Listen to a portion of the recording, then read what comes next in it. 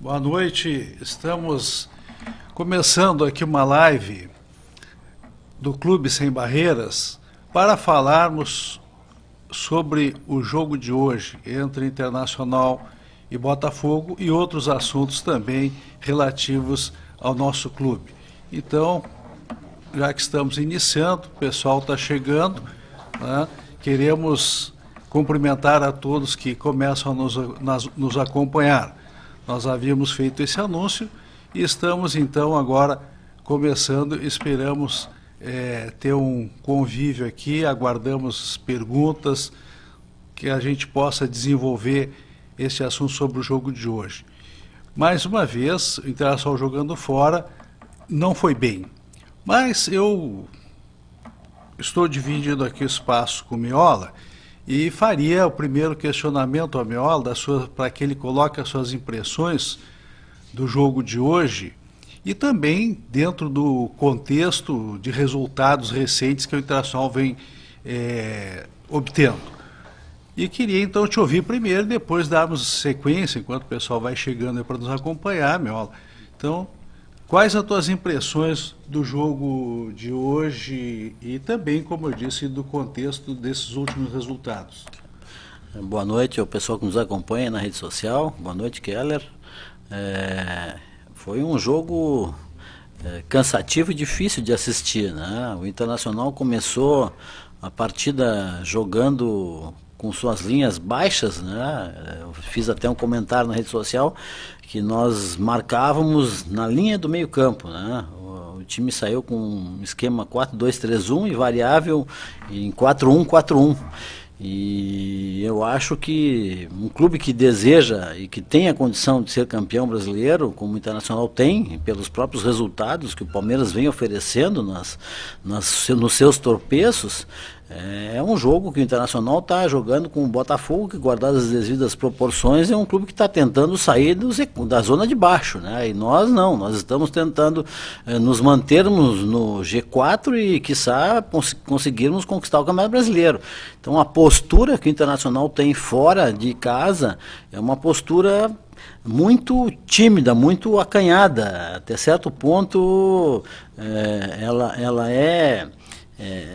é muito comedida, digamos assim, para não falar um termo mais forte, viu, Keller? Porque a gente às vezes tem que cuidar e não falar um termo mais forte, não quer ofender ninguém, mas é uma postura muito comedida para quem tem condições de buscar o Campeonato Brasileiro. O Internacional chegou num patamar que está postulando e, em função disso, tem que ter uma postura para buscar esse tipo de resultado, né? Faltou velocidade no meio campo, com o tempo nós vamos acabar falando mais especificamente, houveram sobreposições de função no meio campo, nosso meio campo com muito pouca movimentação, pouca velocidade de chegada no ataque, e isso nos deixa chateado, né? Porque a gente tem um lado positivo, que é o lado do resultado, que nos leva para a Libertadores no ano que vem, mas ao mesmo tempo nos deixa muito apreensivos com o futuro do Internacional no ano que vem, né?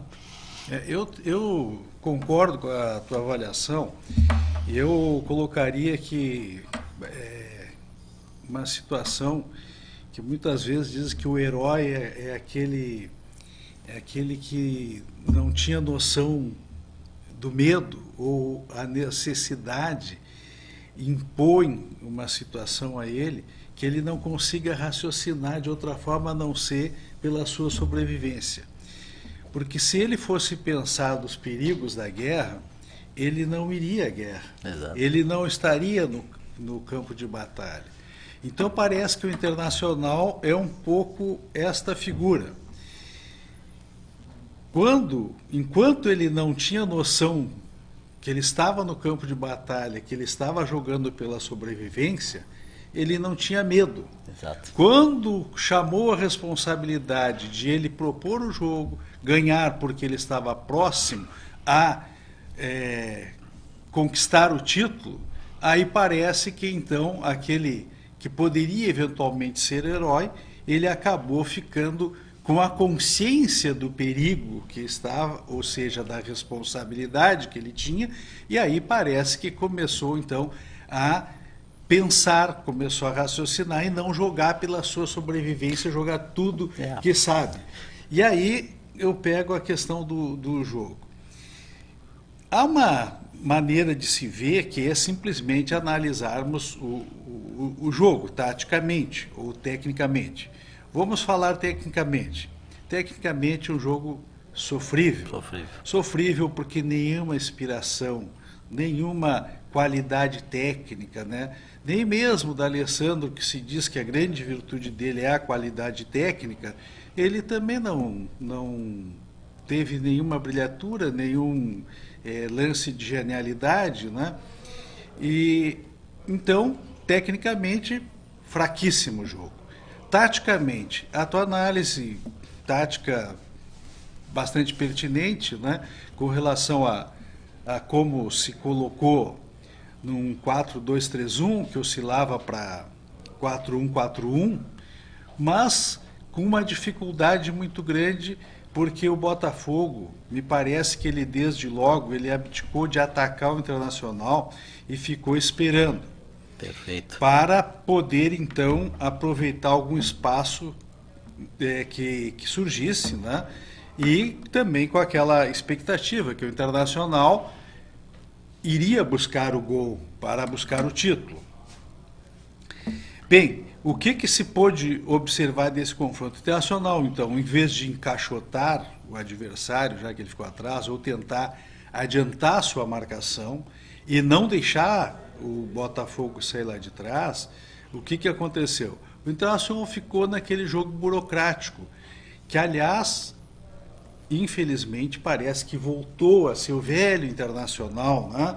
Com aquele toque, com aquela bola mascada no meio campo, né? Fica se mascando a bola. E casualmente aí, e eu não quero referir muito a questão do Alessandro, porque eu comecei isso há muito tempo, dizer que ele retardava muito o time.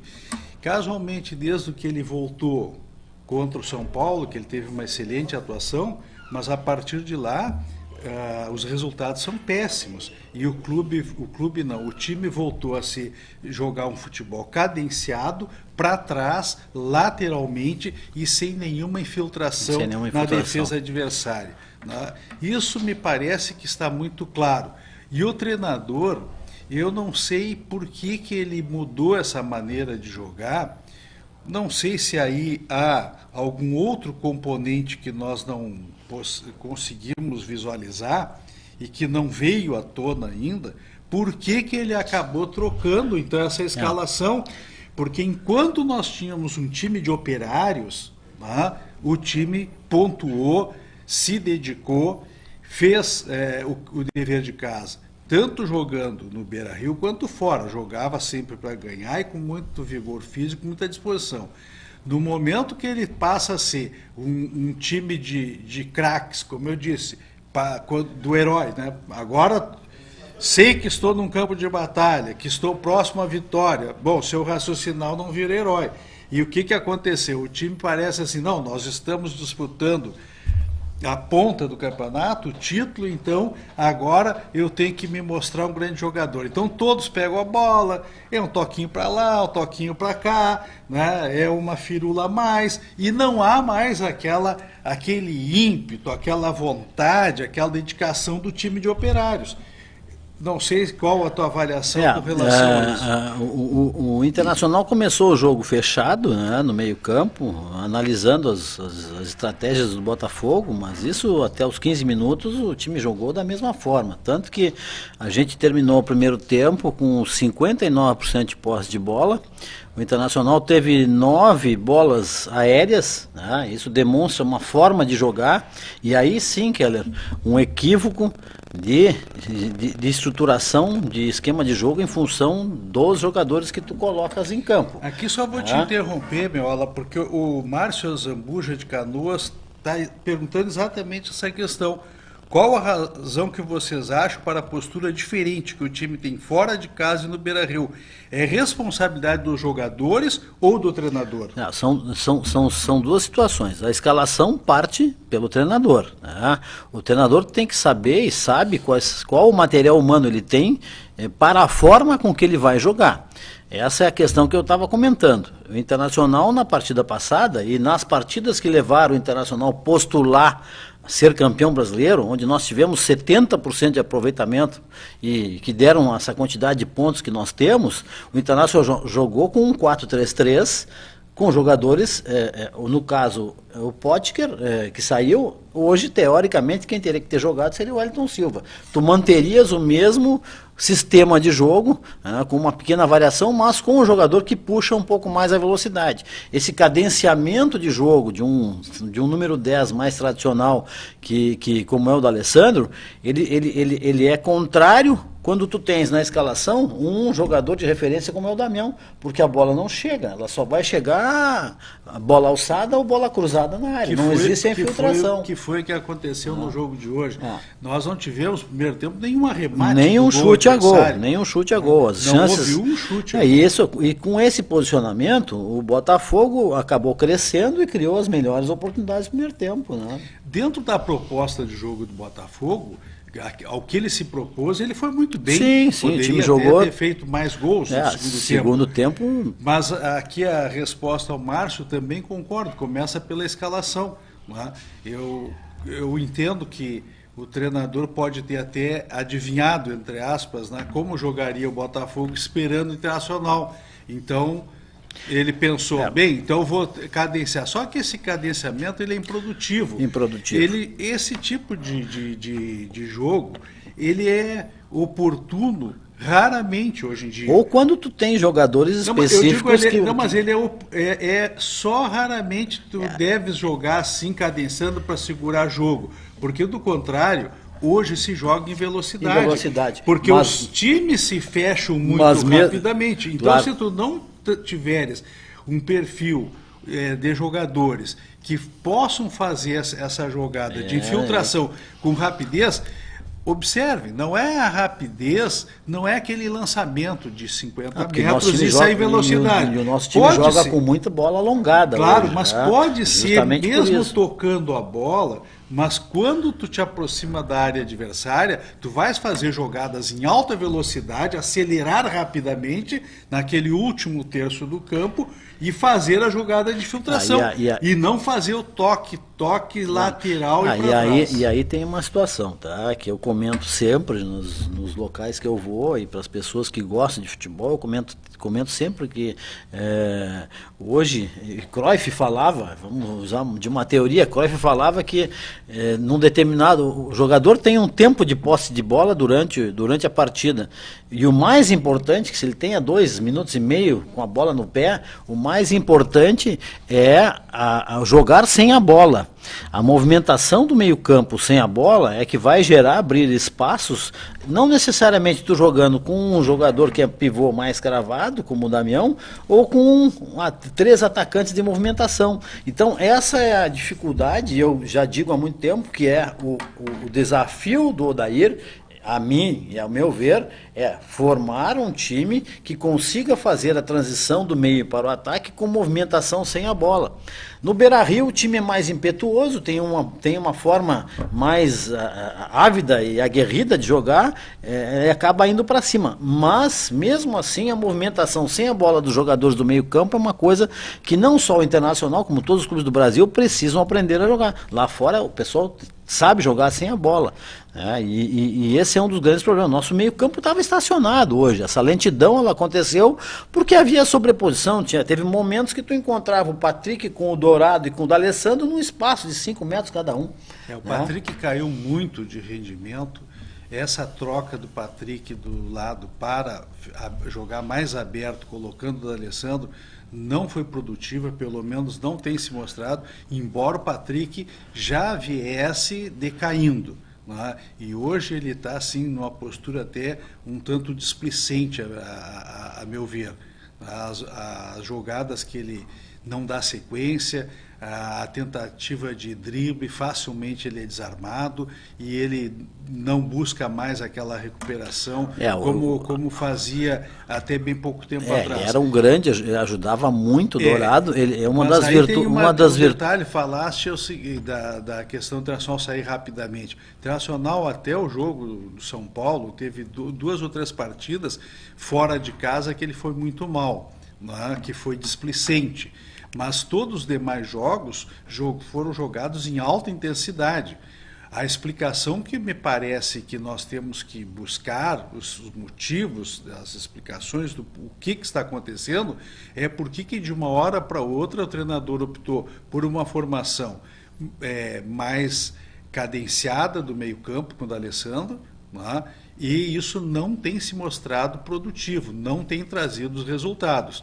Toda aquela força física que nós tínhamos, que jogávamos no limite, jogávamos sempre até o último segundo da partida, né, buscando o gol, não está mais acontecendo. Aliás, hoje, lamentavelmente, no final, o que nós vimos? Em vez de buscar o gol, nós vimos um festival de indisciplina. Né? Indisciplina não só tática, como também técnica. O time, momento que o time se perdeu, virou um amontoado.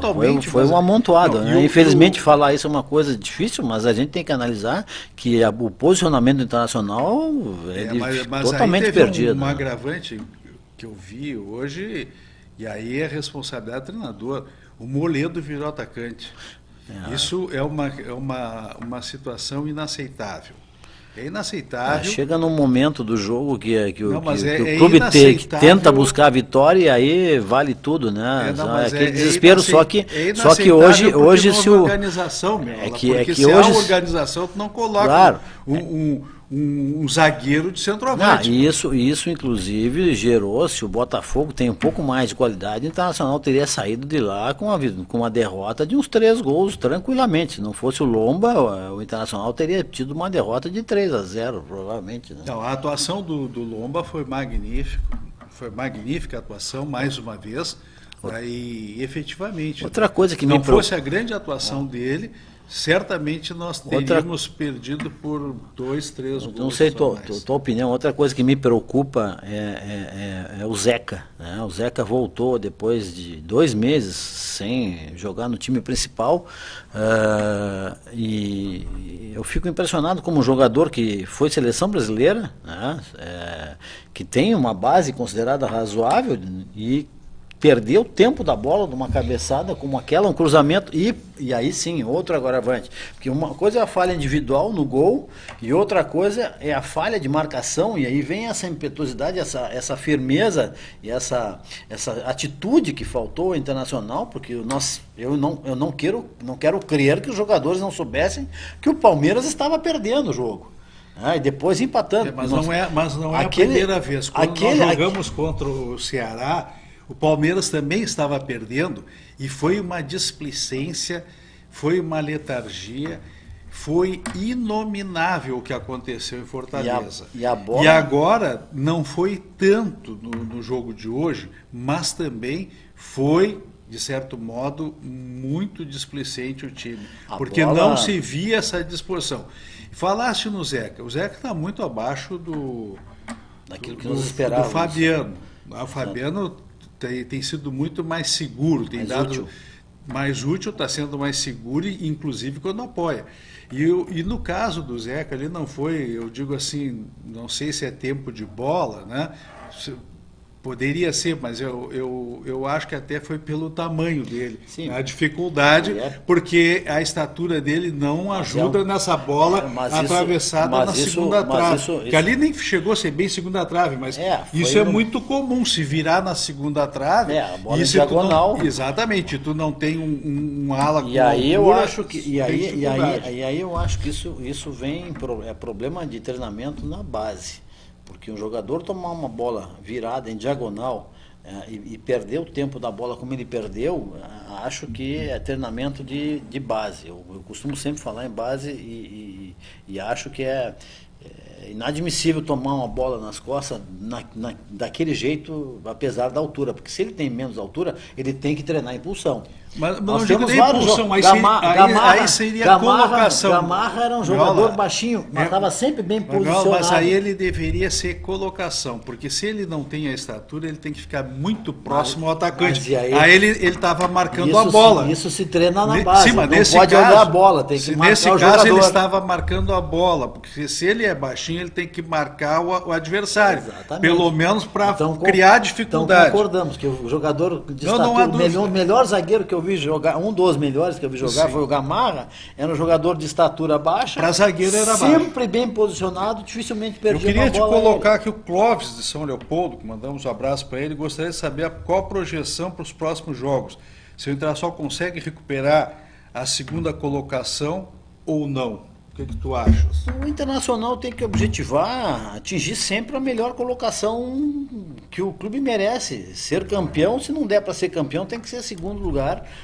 Nós temos que sempre buscar a melhor colocação possível. Não dá para se contentar com algo a menos do que a gente pode atingir. Essa é a posição de um dirigente, tem que ser a posição interna de vestiário e tem que ser a posição dos jogadores. E aí é a questão de postura, de posicionamento na partida, que a gente não consegue admitir uma displicência de um jogador que está disputando, o título. Aqui, tá? Meola, é o seguinte, o que eu estou vendo, tocaste num assunto muito importante, é a questão do grupo de jogadores. O grupo de jogadores, num determinado momento, ele dava mostras que estava fechado, todos estavam com o objetivo de vencer o campeonato. Não digo nem focados em vencer o campeonato. Eles estavam focados em somar pontos jogo a jogo. Chegar no limite sempre. Chegar no limite. E agora o que nós estamos assistindo? Há um conformismo do grupo. Não está se vendo mais aquele espírito coletivo, o espírito de corpo. E aí entra a questão do treinador. A impressão que eu aí tenho... eu não sei se o treinador está sabendo conduzir neste momento. Eu acho que muita gente... Está faltando, me parece, um comando firme. E eu não consigo detectar. É claro que nós, analisando a distância, né, nos faltam dados suficientes para a gente falar com segurança. Mas uma coisa parece muito clara. Parece que está muito claro que está havendo um distanciamento do grupo em seus objetivos. Aquele grupo fechado parece que não está acontecendo. Hoje, por exemplo, o Nico Lopes, quando jogou em Fortaleza, foi uma displicência total. O Leandro Damião também não parece tão interessado no jogo por certos momentos. Né? Então, isso, aí quando entra o Rossi, quando entra o Wellington Silva, parece que eles se empenham mais, não que eles tenham uma qualidade superior, sim, mas o esforço, a dedicação é nitidamente superior àqueles que estavam em campo. O próprio Patrick também, né, aquele interesse pelo jogo que nós víamos lá atrás, né, quando eu refiro lá atrás é o primeiro turno, início do segundo turno, né, hoje a gente não está vendo mais essa vibração, esse empenho, esse espírito de corpo. Eu tenho uma opinião sobre isso, que eu acho assim, como o Internacional subiu da segunda divisão, e as perspectivas não eram boas no início do ano, em função da própria campanha na segunda divisão, nem a própria diretoria imaginava que nós pudéssemos fazer a campanha que a gente fez. E eu tenho a impressão que o pessoal se vacinou. Essa é a palavra. Bom, fizemos mais do que todos imaginávamos. Sim, então, mas isso começou, aquilo que quando eu falei aqui na abertura da nossa live, que parece aquela questão do herói, né? O herói não tem que ter consciência. Exatamente. Nós, quando começamos a ter consciência que estávamos próximos ao título, começou a desandar. Não, teria que jogar todo o tempo assim, jogo a jogo, corda esticada. E aí eu acho que tenho muito do perfil de vestiário, tá? Sim, mas aí eu entro a questão... Lá dentro, mas a gente, eu que pelo menos um pouco joguei futebol, a gente sabe que às vezes o perfil de vestiário ele é importantíssimo na parte diretiva.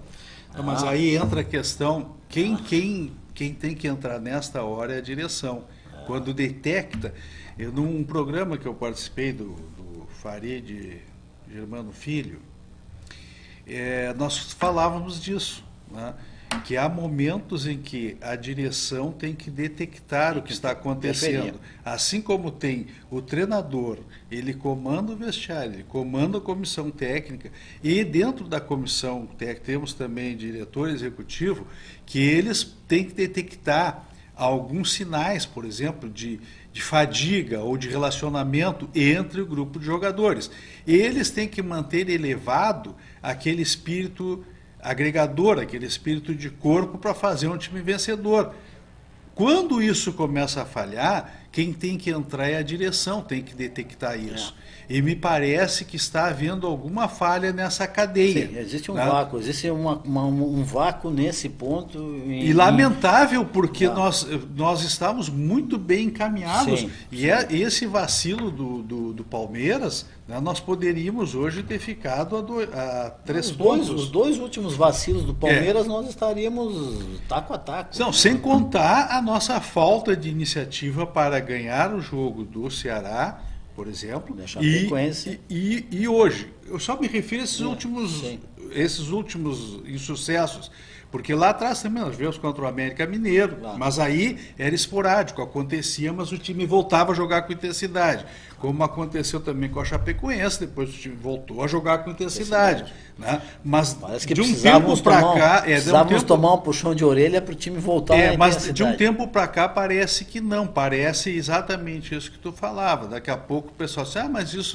isso tá bom. Bem, eu nunca aceitei isso eu manifestei lá atrás num programa do Luiz Carlos Reck, que eu participei, quando foi colocada a questão que o Internacional tinha que se recuperar, que tudo estava perdido. Lá atrás, eu coloquei com muita clareza que eu, particularmente, não aceitava aquele discurso, porque, tomando o exemplo do próprio Grêmio, né, que quando caiu para a Série B em 2004, depois voltou, disputou em 2005, chegou, se não me falha a memória, em segundo lugar no Campeonato Brasileiro, foi para a Libertadores, chegou na final 2007 com o Boca Juniors.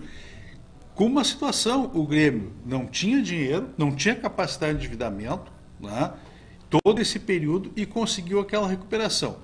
O Internacional, diferentemente, quando caiu, tinha recursos, depois continuou tendo recursos, ou pelo menos capacidade de endividamento, e não poderia aceitar esse discurso que íamos nos recuperar. E outro ponto que eu coloquei na oportunidade é que nós tínhamos uma folha de pagamento bastante elevada e jogadores de qualidade razoável, ou pelo menos de qualidade suficiente para disputarmos uma vaga na Libertadores.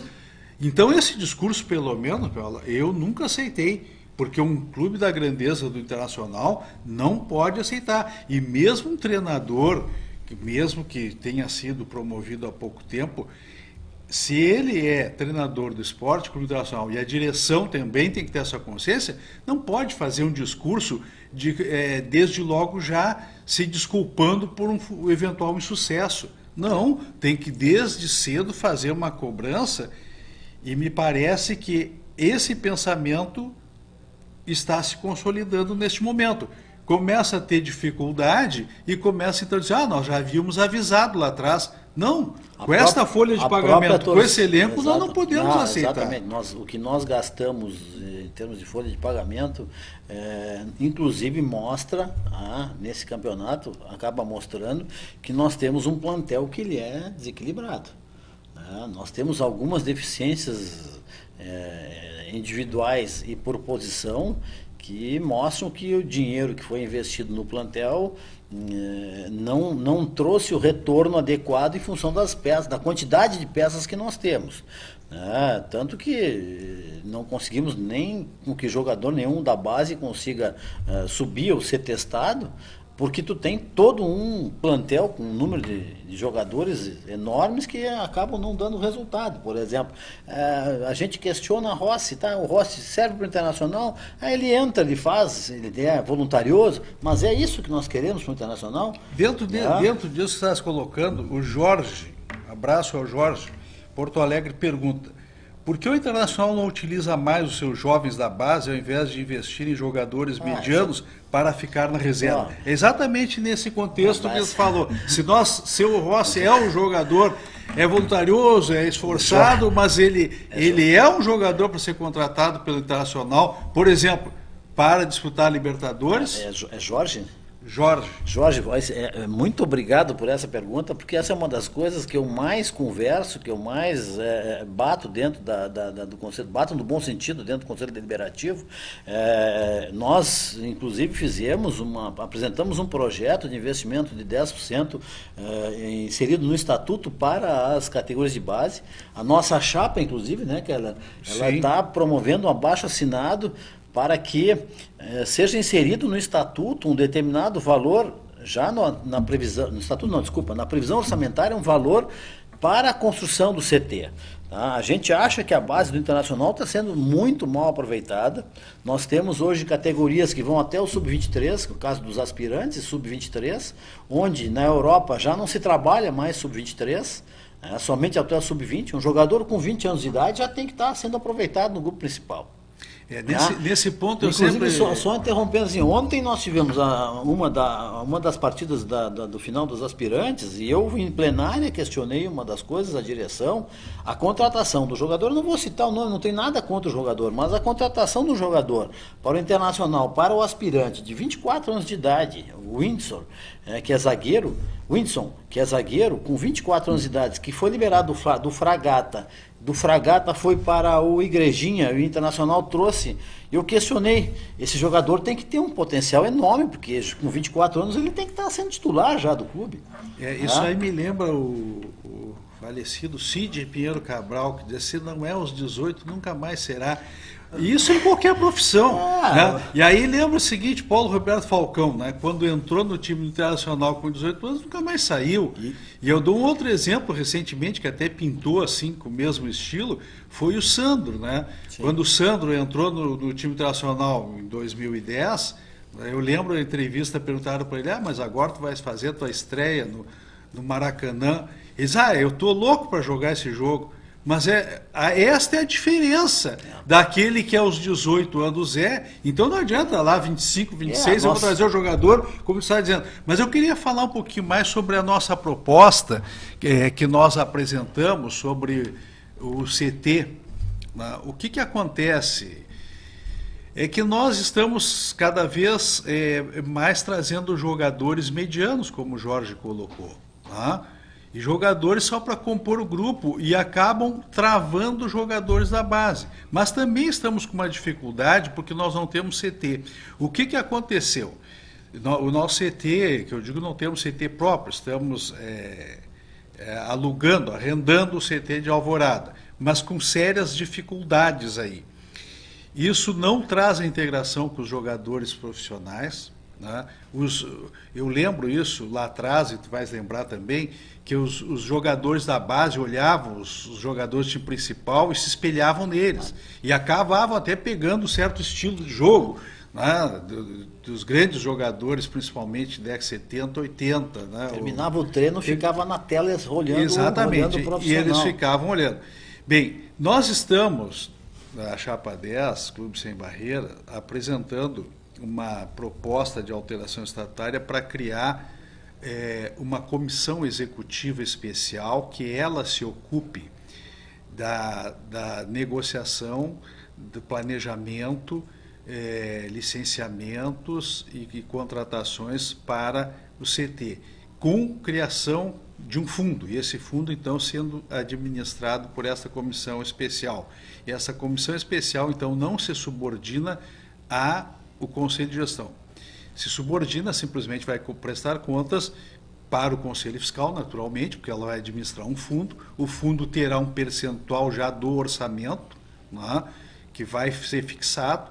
A nossa ideia é que o Conselho Deliberativo possa debater e fixar. Nós estamos apontando um percentual, mas esse percentual ele pode ser 5, pode ser 10, além também de um percentual sobre o mecanismo de solidariedade. Então, todo jogador que for vendido e que já tenha sido origem internacional e receba o internacional algum valor sobre esse mecanismo de solidariedade, então teria também percentual destinado a esse fundo.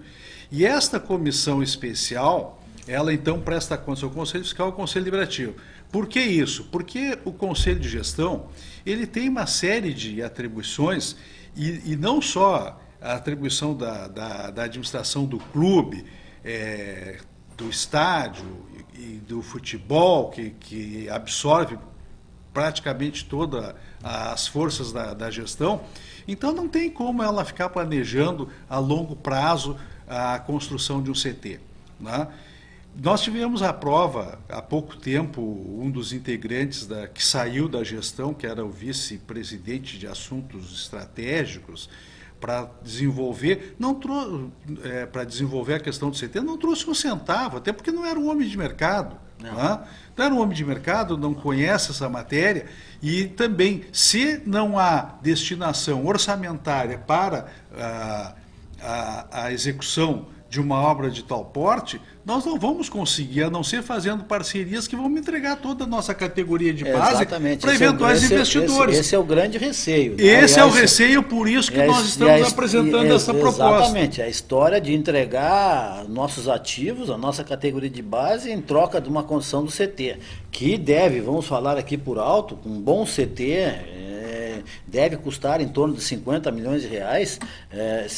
Mas o estimado é mais de 100 milhões. Sim, é que fizeram um projeto que fica fora da condição atual do Internacional mas poder executá-lo. Isso pode ser feito por módulos, sem por dúvida. Módulos, e aí esta comissão executiva, tendo o seu orçamento, ela pode, então, durante aquele alavancado aqueles valores para um primeiro módulo, faz a execução. Exatamente, o Flamengo... Mas esta comissão, ela deve ter essa exclusividade, nós estamos propondo que ela seja formada por indicação da mesa do conselho, ou do conselho, a mesa então vai ter essa deliberação, indica um determinado número de componentes, e a direção, conselho de gestão, indica os demais componentes. E eles então terão autonomia para fazer esta execução dessa obra, para prospectar negócios, inclusive parcerias, se for o caso, e terão total autonomia.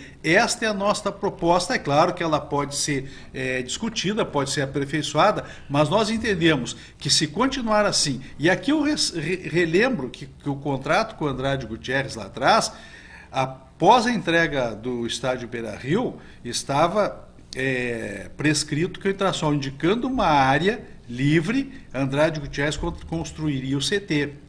Com recursos que ela buscaria no governo federal, através de incentivos, de leis específicas do Ministério do Esporte. Mas nunca foi indicado, então perdemos aquela oportunidade. Sim. E até hoje nós estamos, então, com esta dificuldade. Eu vejo o co-irmão tentando também, através desses incentivos fiscais, buscar e fazer a construção do seu CT, e não está saindo do lugar. Então, não dá mais. O Internacional tem que priorizar de verdade. Não é na hora das eleições as pessoas começarem a falar na base ou na construção do CT.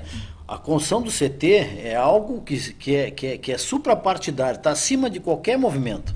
Acho que todos os movimentos são de acordo que é necessário o Internacional começar a construção do seu CT. O Flamengo, dito pelo próprio Rodrigo Caetano, quando começou a construção do seu CT, não tinha praticamente nada, Keller. Eu conversei pessoalmente na primeira vinda do Caetano a Porto Alegre, quando ele deu a explanação para um movimento. Ele foi meu colega no Rosário e abriu essas coisas para a gente.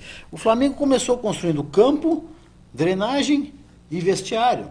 Hoje o CT do Flamengo está praticamente pronto. Então, nós precisamos dar o pontapé inicial. Chega de ficar com a pasta embaixo do braço e não colocar as coisas em operação. Tem horas que tem que ter iniciativa e começar a fazer. Então, esse é um ponto importante. Eu estou vendo aqui o tweet do José Alberto Andrade, jornalista, diz que o nosso vice-futebol disse sobre a próxima rodada, ele disse a derrota para o Botafogo.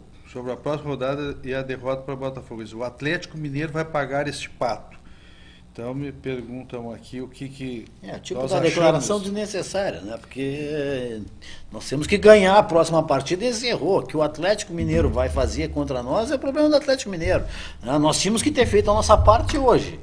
E ganhar, não e ganhar hoje, a próxima, outros jogos e ganhar também e ganhar a nossa partida contra o Santos, contra o Atlético Mineiro. Não conseguimos, contra o Vasco nós não conseguimos. É o tipo da declaração desnecessária. Não vejo, porque não acrescenta nada. Nós temos que reconhecer e olhar as nossas coisas internas, o que aconteceu de errado hoje, corrigir para ganhar a próxima partida do Atlético Mineiro, que é a nossa obrigação em casa. Assim como a gente faz a crítica sempre construtiva, porque a nossa ideia sempre é colaborar, não é? nós elogiamos quando está bem, então quando estava ganhando, eu várias vezes registrei meus cumprimentos ao Roberto Melo, ao Adauri.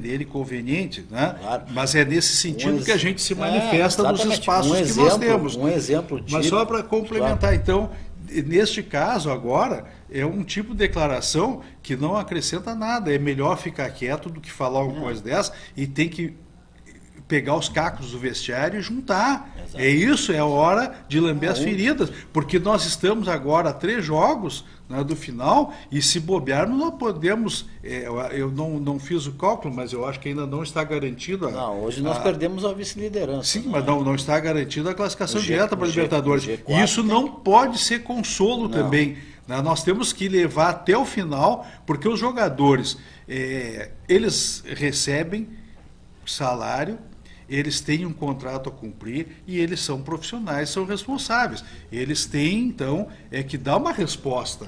E não simplesmente, olha, porque agora nós já chegamos a classificação eventual para a Libertadores, então agora não precisamos mais nos empenhar. Não, o empenho até o contrato e a obrigação moral que eles têm, além da obrigação legal com o clube, é de jogar tudo que pode, se dedicar ao máximo até o último jogo, até o último segundo de partida. Sem dúvida.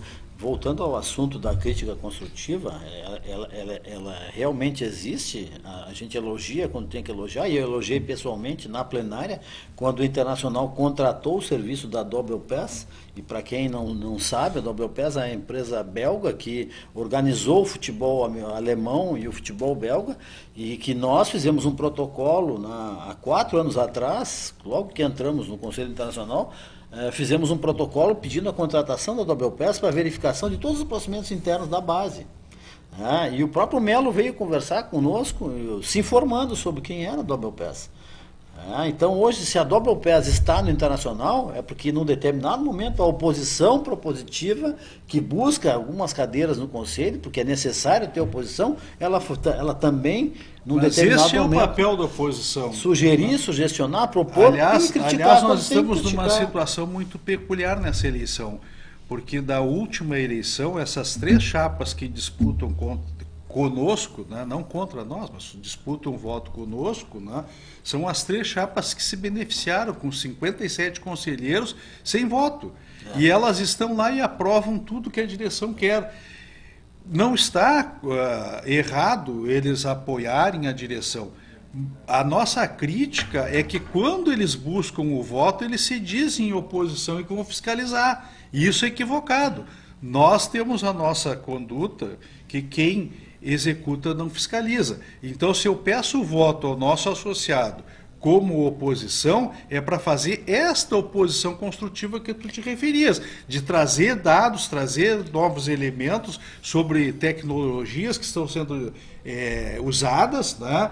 E também a questão do CT que nós estamos falando, né? Falamos bastante, é sempre no intuito de contribuir com a gestão e também fazer uma fiscalização. Ele não deixa de ser uma forma de pressionar para que o clube enxergue que aquilo que a oposição está propondo é uma coisa boa. Exatamente. E que seja analisado. E hoje nós estamos numa situação que 3 chapas, né, que estão disputando, elas não têm feito de modo satisfatório essa fiscalização.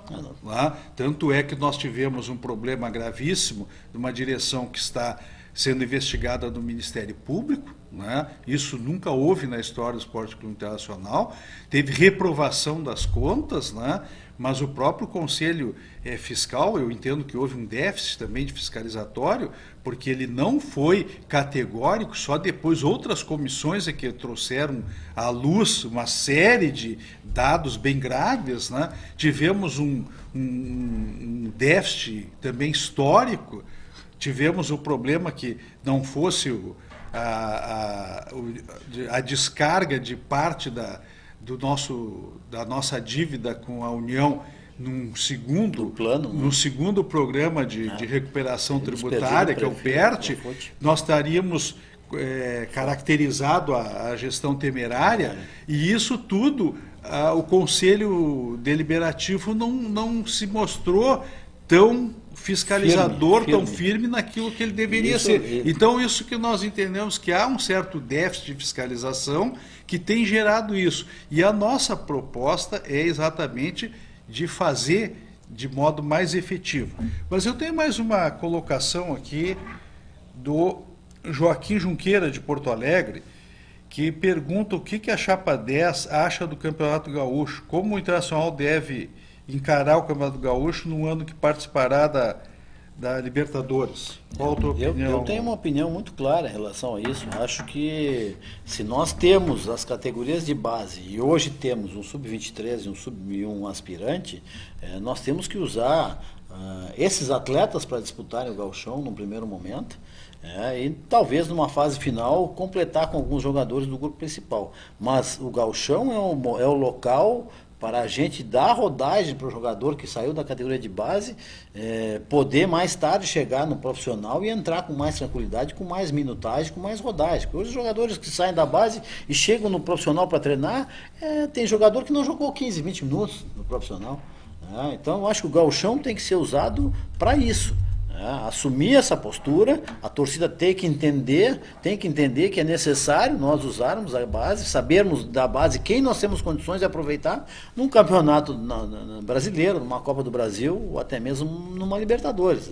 Eu acho que é esse o caminho do Campeonato Gaúcho. Eu te acompanho nesse raciocínio que se nós estaremos envolvidos em várias competições, né? Deve-se aproveitar o Campeonato Gaúcho para fazer essas experiências, né? E também oportunizar os jovens jogadores que estão subindo, né? Com a idade, que agora começam a esgotar aquela idade da base, né? Então, e aqueles que estão no elenco que não tiveram grandes oportunidades ainda, para mostrar a sua utilidade, fazer uma avaliação final e aí então dispensar, contratar outros jogadores. Deve ser este momento, aproveitar o gauchão esse momento para fazer essas avaliações que eventualmente não tenham sido ainda feitas. Exato. Porque muitos jogadores estão há muito tempo lá. Exatamente. Então já a comissão técnica já tem que ter uma ideia muito clara de quem vai dispensar e quem vai continuar. Exatamente. Outra coisa em relação à base, a gente comenta de uma falta de metodologia na base, né? Cada categoria acaba jogando de uma forma diferente. Talvez com a chegada da Double Pass, esse caderno de intenções que está sendo formado vai fazer com que o clube tenha na base o trabalho com mais especificidade na formação de atletas onde o clube hoje tem deficiência. Lateral direito, lateral esquerdo, nós temos que formar em casa. Eu já ia te colocar a seguinte situação. Quais as posições que tu achas assim, mais carentes, digamos assim, que nós tenhamos que ter uma preocupação em contratação para a próxima temporada? O Internacional carece, para mim, de um meio-campista que saiba fazer o time jogar com velocidade. Para mim, essa é a grande. Se o Guerreiro vier jogar como está previsto, o Internacional, para mim, a maior dificuldade que nós temos hoje é um atacante, um meio-campista que faça a transição com rapidez, que seja um jogador que faça o time jogar. Eu acho que essa é a grande dificuldade que nós temos. Nesse sistema do Odair, com tripé de centro-médios ali, com Dourado, Patrick e Edenilson, se nós tivermos um meio-campista que puder fazer esse trabalho de transição, eu jogaria com Dourado, se não for vendido, e Edenilson, e aí sim, tu tens um jogador para fazer, um meio-campista diferenciado para fazer esse trabalho que nós não temos hoje. Eu tenho preocupação, por exemplo, com a nossa ala esquerda. Também que só temos praticamente só o Iago. O Iago, né? Porque isso é uma coisa que eu acho engraçado, mas o lateral esquerdo, o lateral direito tem que formar em casa. E nós estamos contratando pagando por um ano nós temos 300, 400 mil reais. Nós temos que formar todos em casa, de preferência. Por isso isso que falamos do... contratar somente os diferenciais, porque aqueles necessários. Historicamente, o Internacional sempre foi um formador. grande clube formador de jogadores e de craques, né? Tanto é o celeiro de asas. Né? Então, nós temos que formar todos, mas a minha preocupação, por exemplo, só temos o Iago, então teríamos que ter um jogador do mesmo nível para mais, né, superior inclusive, se possível, para a ala esquerda.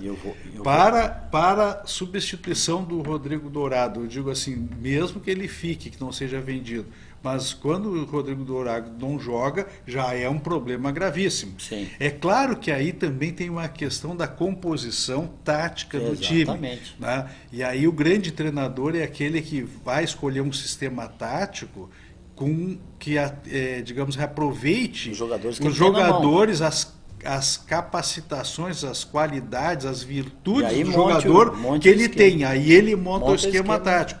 Eu lembro o Tite, por exemplo, quando aplicou o 3-5-2, né? Ele aplicou no Grêmio muito bem. E depois, logo em seguida, ele já não aplicou mais. Mas porque ele aproveitou as características dos atletas que ele tinha em mão. É diferente de um treinador, né, como era o Parreira. O Parreira, basicamente, sempre foi treinador de seleção. Então, o que é? Ele montava um esquema tático e chamava os jogadores. Mais fácil, porque, né? Para jogar naquele esquema. Para jogar naquele esquema. Por quê? Porque era só convocar os jogadores que estavam à disposição de todo o país. 4-4-2. Mas ele simplesmente... Ganhou. Não, mas eu digo, ele escolhia... Ele fez um belo trabalho no Internacional com esse esquema. Mas ele fazia assim. Então, quando ele chegava num clube, os poucos clubes que ele treinou, ele fazia o quê? Ele pedia jogadores tais características para encaixar naquele esquema. Ora, mas o treinador, ele tem que ter esta versatilidade, porque nem todo treinador é de seleção, que for chegar lá e escolhe. Se for treinador do Real Madrid, do Barcelona, ainda pode dizer, vou jogar tal esquema tático, me compra o jogador pelo mundo. Ele pode Por quê? Porque tem dinheiro. Né? Mas no caso de um clube como o Internacional, nós temos que ter um treinador que consiga ver as características, as virtudes dos atletas que ele tem à disposição, e aí sim ele faça. Eu gosto do meio-campo que seja múltiplo. Eu não gosto, não só não gosto, como não se joga mais com esse carimbador e centralizador de bola. Isso aí só retarda o time. Não é o meio armador que se precisa. Tu precisa de jogadores, todos eles que joguem, de lança, tanto defendendo quanto atacando, e que tenha qualidade, tenha velocidade. É isso que eu vejo. E o Internacional se ressente de velocistas. Desde a saída do Tyson, nós não temos, não sei se posso estar enganado, ter perdido algum, mas desde a saída do Tyson, do Nilmar, o Internacional perdeu muito de velocidade nos seus plantéis para fazer essa transição do meio para o ataque. Bem, eu acho que o pessoal que está nos acompanhando aí, já colocamos bastante a questão do jogo de hoje, alguns jogos anteriores nessa avaliação. E para nós encaminharmos o nosso encerramento dessa live aqui, só para encerrarmos então, qual a tua consideração sobre os próximos jogos e essa parte final? O Internacional tem que dar o sprint final, independente de ser campeão ou não, tem que jogar no limite para conquistar vitória nas próximas partidas e tentar o melhor resultado que nós podemos conseguir em função das partidas e pontos que temos a disputar. Não se pode analisar o Internacional de outra forma. É intensidade, é faca nos dentes para jogar as últimas partidas, sabendo que nós vamos chegar no máximo que nós podemos chegar. E o jogador pode ser aplaudido tranquilamente depois que terminar o jogo, se tiver essa postura. E até mesmo porque muitos jogadores aí que tenham interesse em serem aproveitados na Libertadores, né? Embora todos eles tenham colaborado, tenham os méritos de ter a classificação que está assegurada, né? E poderá vir já para a fase de grupos diretamente, sem a seletiva. Então todos eles também têm que dar o máximo para demonstrar a sua, digamos assim, a sua serventia, a sua necessidade ao plantel. Então também acho que devem jogar cada jogo agora, são só 3 jogos, dando tudo que pode e fazendo o máximo de pontuação para ver se a gente pelo menos chega ainda em segundo lugar e recupera essa segunda colocação. Então eu agradeço a todos que nos acompanharam aí, né? E fica até uma próxima. Uma próxima, Boa então. noite. A gente pede, então, chapa 10, né, que é dia 8, né, que o sócio entenda que é importante escolher o nosso presidente, mas cruzar o voto, e a gente é uma opção real, de oposição propositiva e fiscalizadora, forte, fomos nós, a partir de nós que saiu o primeiro apontamento de possibilidade de gestão temerária, né, Keller? Sim. E a gente conta, então, com o associado no dia 8, chapa 10, cruza o voto, né? Quem executa não fiscaliza. Então, é isso que nós estamos nos propondo a fazer, uma posição forte, propositiva, e é claro, né, até temos um entendimento que essa gestão está indo bem no futebol. Para presidente poderá o associado votar para permanecer, mas é necessário que se tenha um conselho deliberativo desvinculado quanto possível da gestão, não só dizendo amém, como tem acontecido isso, e como eu disse já, que tem trazido péssimos resultados. Isso o sócio e o torcedor tem que entender que a parte política não tem nada a ver com o time. O time é outra coisa. Todos nós somos colorados e queremos o melhor.